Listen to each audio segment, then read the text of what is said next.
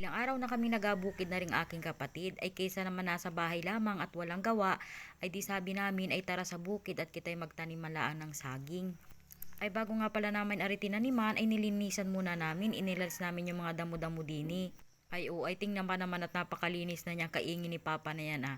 Ay hindi na makapagkaingin si Papa at mahina na ang tuhod, kaya sabi namin dalawa ay kita at tayo ay magkaingin. Kami nga pala ay nagkakaingin tuwing umaga at saka pagkatapos ng tanghalian. Saging na saba at saka ay lakatan ang tinatanim namin dini. Kasi yun ang mas mabili at mas mahal ang saging. At meron din naman dining tanim na kaunting pinya, tanim pa yan nung tatay ko nung hindi pa nasakit ang tuhod. Meron din dun sa kabilang parte ng kaingin ni Papa.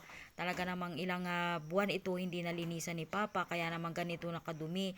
Kaya sa susunod na mga araw ay lilinisan din namin ito at para naman maganda pag bumunga.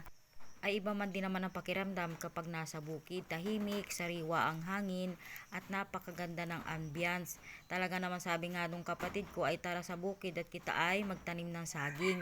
Ay maigi din ito kapag ito'y bumunga ay di kita ay may aintayin.